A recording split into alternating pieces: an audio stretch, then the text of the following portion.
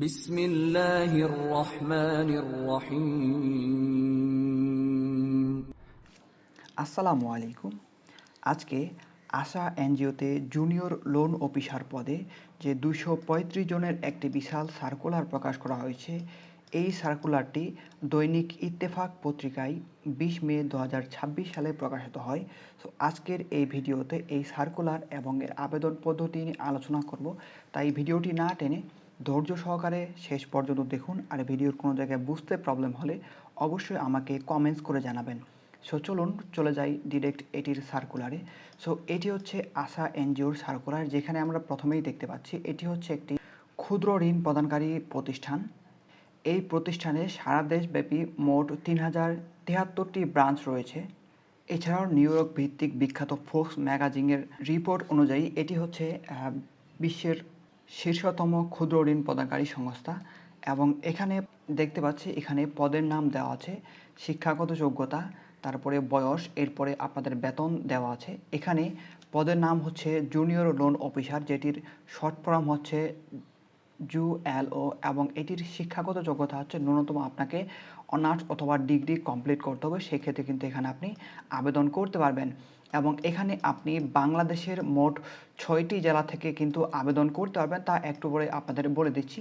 এরপরে দেখতে পাচ্ছেন এখানে আপনার বয়স, আপনাদের বয়স হতে হবে সর্বনিম্ন 18 বছর এবং সর্বোচ্চ 32 বছর পর্যন্ত আপনি এই পদের জন্য আবেদন করতে পারবেন। এছাড়াও এখানে দেখতে পাচ্ছেন শিক্ষানবিশকাল, অর্থাৎ 1 বছর আপনাকে শিক্ষানবিশকাল থাকতে হবে এবং সেই 1 বছর আপনাকে বেতন দেওয়া হবে 23,903 টাকা 9 টাকা। এবং আপনি যদি স্থায়ীকরণ হন সেক্ষেত্রে আপনার এখানে বেতন হবে 30,297 টাকা পর্যন্ত। এখানে এছাড়াও শিক্ষাগত যোগ্যতার কিছু কন্ডিশন দেওয়া আছে। এখানে অবশ্যই আপনাকে আউট অফ 5-এর মধ্যে আপনাকে 2.50 পেতে হবে। এছাড়াও আউট অফ 4-এর মধ্যে আপনাকে অবশ্যই 2 পয়েন্ট পেতে হবে। সেক্ষেত্রে কিন্তু আপনি এই সার্কুলারে এই পদের জন্য আবেদন করতে পারবেন। এছাড়াও যদি আপনি MRA নিবন্ধনকৃত যে কোনো স্বীকৃত প্রতিষ্ঠান থেকে আপনি যদি 2 বছরের অভিজ্ঞতা সম্পন্ন হন, সেক্ষেত্রে কিন্তু আপনাকে সরাসরি লোন অফিসার পদে নিয়োগ দেওয়া হবে।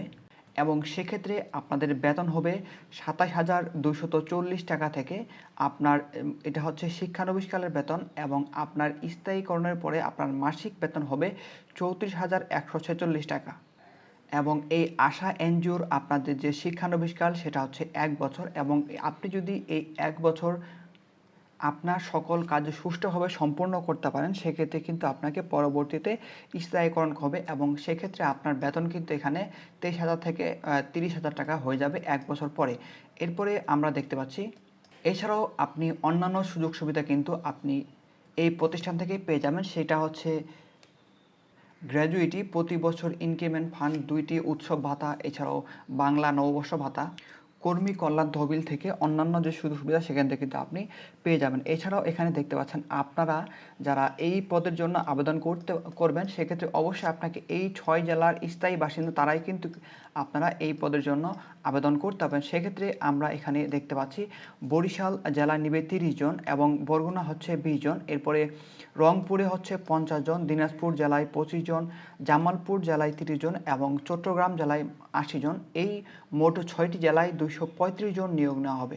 আর এখানে আপনাকে অফলাইনের মাধ্যমে আবেদন করতে হবে, এবং অফলাইনের মাধ্যমে আবেদন করার জন্য আপনাকে একটি সিভি তৈরি করতে হবে এবং সিভিতে অবশ্যই আপনার সমস্ত ডিটেলস থাকতে হবে। সেই সিভির পরে আপনাকে আপনার জাতীয় পরিচয়পত্র ও স্থায়ী ঠিকানা সহ নাগরিকত্ব সনদপত্র এটার ফটোকপি এবং সদ্য তোলা 2 কপি রঙিন ছবি সহ সকল শিক্ষাগত যোগ্যতা, এবং যদি আপনার অভিজ্ঞতা থেকে থাকে সেক্ষেত্রে অভিজ্ঞতা সনদপত্র আপনাকে কিন্তু প্রেসিডেন্ট আশা বরাবর আগামী 10/6 অর্থাৎ 10 জুন 2026 সালের মধ্যে কিন্তু আপনাকে উক্ত ঠিকানায়, অর্থাৎ আপনি যে দেখতে পাচ্ছেন আপনি যে জেলার বাসিন্দা সেই জেলার পাশে দেখতে পাচ্ছেন আবেদনপত্র পাঠানোর ঠিকানা, এই ঠিকানায় কিন্তু আপনাকে মূলত পাঠাতে হবে।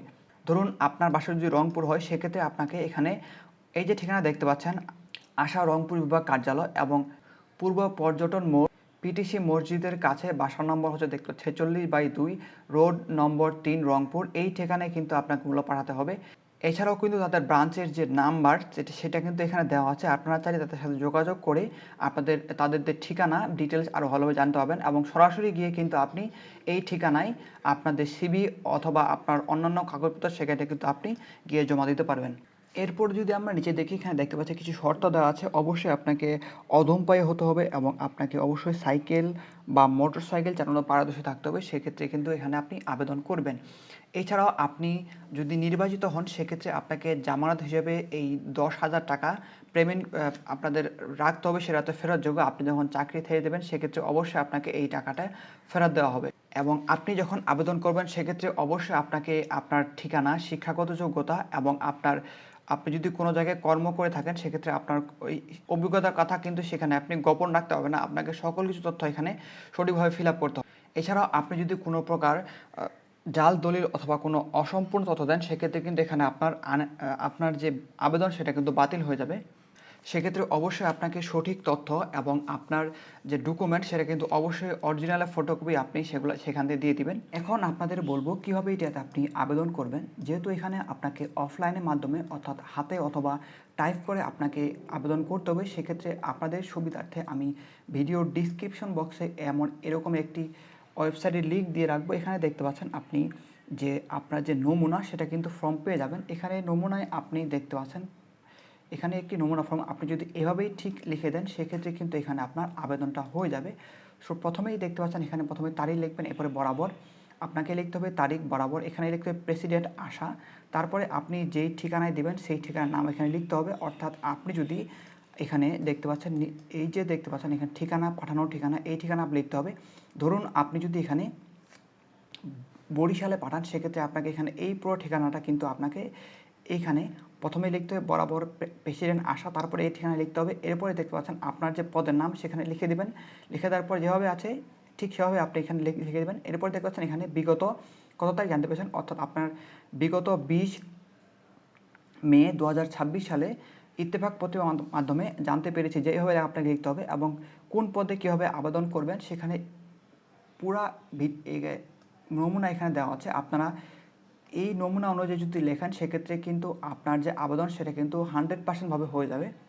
চাইলে এখানে আপনি হাতে লিখে অথবা টাইপ করে কিন্তু আপনি তাদের এই যে আবেদন ফর্ম সেটা ফিল আপ করতে পারবেন। এছাড়া আবেদন ফর্মের পরে বা এই আবেদন ফর্মটার সাথে আপনাকে অবশ্যই আপনার যে জাতীয় পরিচয়পত্রের ফটোকপি, এরপরে নাগরিকত্বের সনদপত্রের ফটোকপি, সদ্য তোলা 2 কপি রঙিন ছবি এবং সকল শিক্ষাগত যোগ্যতা এবং অভিজ্ঞতা সনদপত্র কিন্তু আপনাকে একটি খামে ভরে এই যে আবেদন ফর্ম এবং এই যে আপনার কাগজপত্র, সেই কাগজপত্র সহ আপনাকে মূলত এই যে ঠিকানা দেখতে পাচ্ছেন, এই ঠিকানা আপনাকে সরাসরি অথবা ডাকযোগের মাধ্যমে কিন্তু আপনি এই ঠিকানায় পাঠাতে পারেন। সো এভাবে মূলত আপনাকে এই আশায় আবেদন করতে হবে।